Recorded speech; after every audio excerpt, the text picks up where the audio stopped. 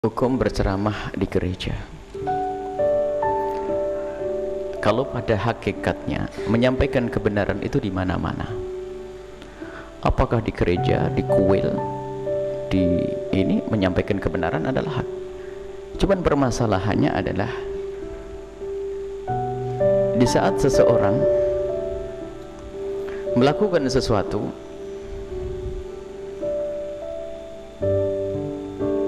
ada hal-hal yang tidak dicermati dan diperhatikan sehingga menjadi mudaratnya lebih gede, musibahnya lebih besar. Kalau misalnya yang menjandang-adakan ceramah di gereja adalah orang yang betul-betul disiplin tentang urusan agama, misalnya dia menegakkan kebenaran, misalnya apa? Meyakini bahwasanya kekafiran adalah kekafiran, setelah itu harus berlemah lembut, maka di saat mengadakan ceramah di gereja tentu tidak akan ada yang bertanya.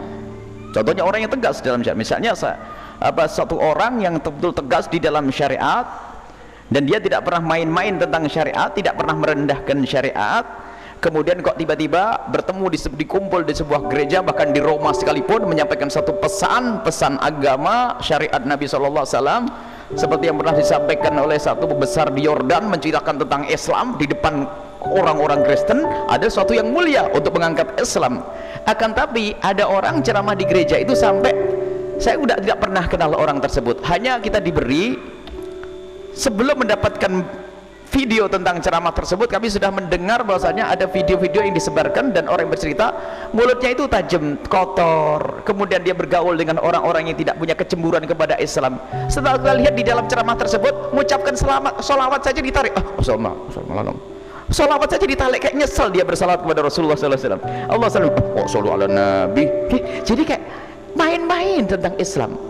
Nah, kalau sudah ada tanda-tanda semacam itu, apa? Biarpun kalau beralasan sih, kalau memang alasan bisa bahwasanya ceramah itu kepada siapa saja. Nabi Muhammad waktu pertama kali dakwah jadi ceramah siapa? Orang kafir. Bener, ini hujahnya. Cuman caranya itu.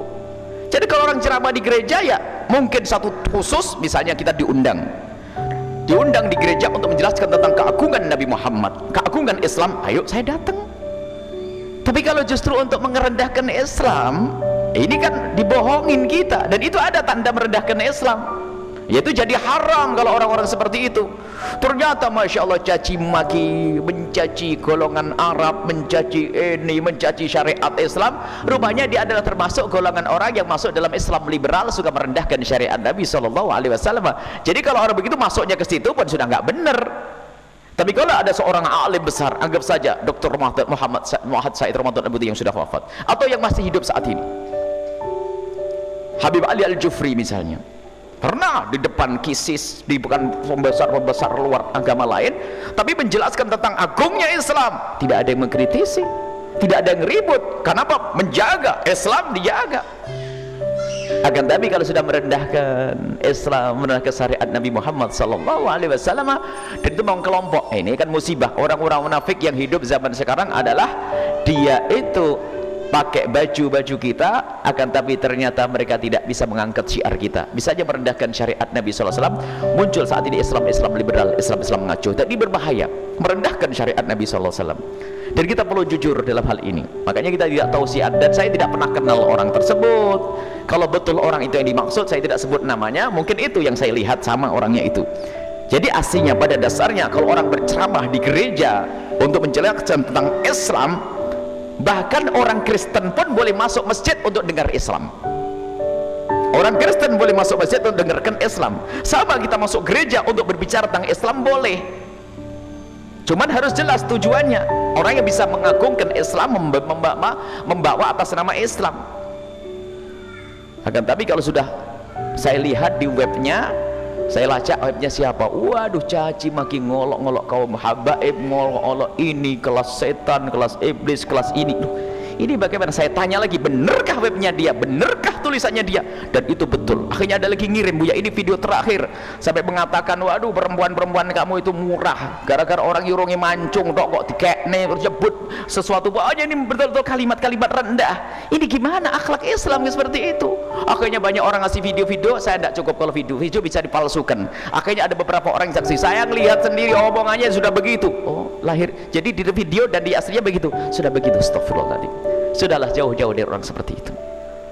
Kita perlu orang yang berikan contoh dan lidah yang mulia, berpegang kepada akidah yang benar yang diridhai oleh Allah Subhanahu wa taala. Itu ada video dikumpulkan ke saya. Saya tidak mau hati busuk, hati saya kotor dengan siapapun. Cuman hanya perlu menjelaskan bahwasanya memperjuangkan Islam tidak harus merendahkan Islam. Dan kita tegas dengan Islam tidak akan menjadikan orang tidak simpati pada Islam. Sebab tegasnya Islam adalah dengan akhlak yang mulia. Tapi kalau sudah kita itu lemah, ada kaum munafikin. Munafikin itu lebih mesra dengan orang di luar Islam. Dan memang orang itu dibanggakan di kalangan kaum Kristiani karena dia bisa menghafal lagu-lagu mereka ini dan sebagainya. Wah senang mereka.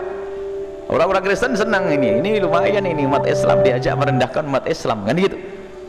Kita tidak usah berurusan dengan yang itu. Kita perlu guru yang istiqomah, kita perlu yang membawa kita kepada kebenaran. Allah dengan syariatnya tegas tapi harus indah. Itulah akhlak Nabi Shallallahu Alaihi Wasallam. Jadi kalau terbukti dia adalah orang yang soleh, baik di saat masuk gereja, ada contohnya ulama-ulama terdahulu. Akan tapi kalau sudah omongannya dari ceramahnya, saya akan mengikuti ceramah itu dari awal sampai akhir.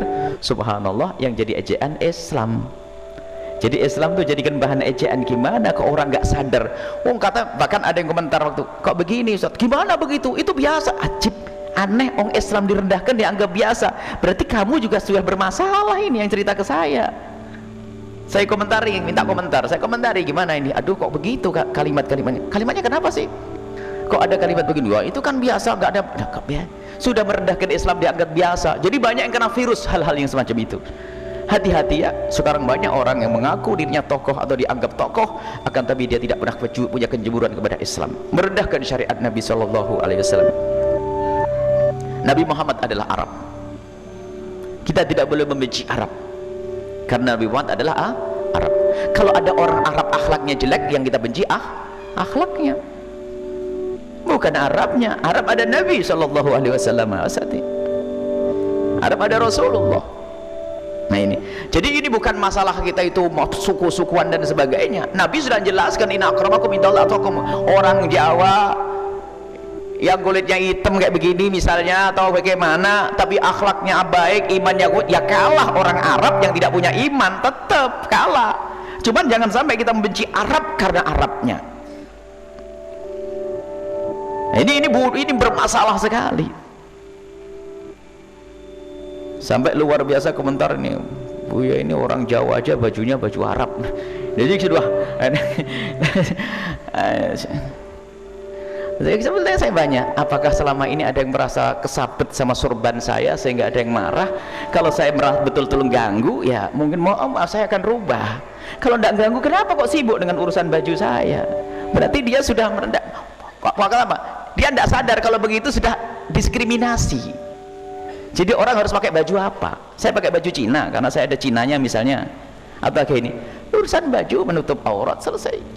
Adapun saya punya baju begini adalah karena saya ngikut guru saya dan saya punya tugas begini. Kalau saya jadi presiden mungkin saya pakai dasi, kalau saya DPR pakai dasi. Ini kan tugas masing-masing ya. Kalau lagi angkat semen ya nggak usah pakai imamah, kotor imamahnya. Ini bagian masing-masing. Lah dia nggak sadar, dia komentari Arab nggak sadar komentar saya ini sudah bermasalah. Dan saya tidak pernah merendahkan orang pakai baju batik kok, pakai belangkon monggo sana, pokoknya di kepala belangkonnya. Jadi kok aneh, jadi dia tuh nggak sadar waktu ngkritisi kok Buya pakai baju gitu tuh, dipikir dia tuh bener ngomong gitu tuh. Nah ini, jadi ada orang yang sudah terpengaruh dengan budaya-budaya merendahkan Arab. Ini kata. Tapi kalau Arab nggak bener, itu bukan Arabnya, tapi akhlaknya. Lihat ada Nabi Muhammad SAW. Memang ada Abu Jahal di sana. Cuman Abu Jahal kita caci maki bukan karena Arabnya, nggak pernah Nabi itu marah kepada Abu Jahal karena kamu itu Arab, begitu nggak ada. Karena Abu Jahal menentang Rasulullah Allah. Jadi jangan sampai itu loh membawa itu ada kedengkian apa itu. Kita bukan Arabisasi, Islam kita itu Islam Jawa. Islam Jawa. Orang Jawa masuk Islam, dan Islam Arab itu juga nggak ada. Adalah Islamnya Nabi Muhammad. Nggak ada Islam Arab, Islam Jawa. Orang Jawa dengan orang Arab biarpun nggak pernah kenalan, kalau sholat bareng mazhab Syafi'i sama, rukuk sujud. Nggak ada orang Jawa sholatnya miring sana, orang Arab miring situ, nggak ada. Kenapa kok jadi yang katanya dia anti suku-sukuan, dia sendiri telah membuat. Heran itu cara berpikirnya bagaimana itu. Merendahkan Arab, katanya nggak perlu diakultuskan Arab. Siapa yang mengkultuskan Arab? Ini termasuklah ini kelompok-kelompok seperti itu. Sisi lain dia tuh bingung di saat bicara tentang Wali Songo, dia menyanjung Arab lu ini gimana nih, kok turunan wali dan sebagainya. Ada kekotoran di dalam hati, itulah kadang-kadang menjadikan orang kalau ngomong antem sana antem sini, merendahkan sana merendahkan sini, tanpa sadar sampai Nabi Muhammad pun direndahkan. Lihat omongannya, rekaman potong-potongan merendahkan Rasulullah Shallallahu Alaihi Wasallam. Sampai Nabi dibuat guyonan, Nabi dibuat guyonan. Kita menyebut Nabi Muhammad saja kalau tidak sendu, tidak ini, kayaknya ada kurang di hati kita. Bagaimana nama Nabi Muhammad disebut dengan guyonan? Nabi Muhammad tuh kok kayak wong Jawa ya. Dia ada guyonan seneng. Apa kok gitu? Nah, cerita-cerita pokoknya ada. Jadi apa maksudnya? Orang Jawa menjadi waliullah, dekat dengan Nabi. Salmanu min ahlil bait. Bahkan orang kalau sangat-sangat mencintai Nabi dan ahli bait Nabi, nanti bergabung dengan rombongan ahli bait Nabi. Biarpun orang Jawa, orang Jepang, orang Korea, orang apa ini, kalau sudah punya iman sanding dengan Nabi. Orang Arab kalau tidak punya iman jauh. Ini kok idah jelas, nggak ada dibeda-bedakan oleh Rasulullah Shallallahu Alaihi Wasallam. Justru orang ini loh yang membeda-bedakan, harus Islam Jawa, harus Islam Jawa. Kita ini Jawa, kita itu membawa dari Arab tuh Islam, bukan membawa budaya Arab. Jadi yang perlu kita bawa Islam, lalu Islam Jawa. Apa ada Islam Jawa? Memang ada Islam Arab? Ini betul-betul bingung, dia sendiri bingung ngomong begitu, dan itu mulai. Nah ternyata orang itu yang memecah belah. Siapa yang membawa Islam ke Indonesia? Orang Arab. Para mujahidin, para wali-wali 9 dan sebagainya.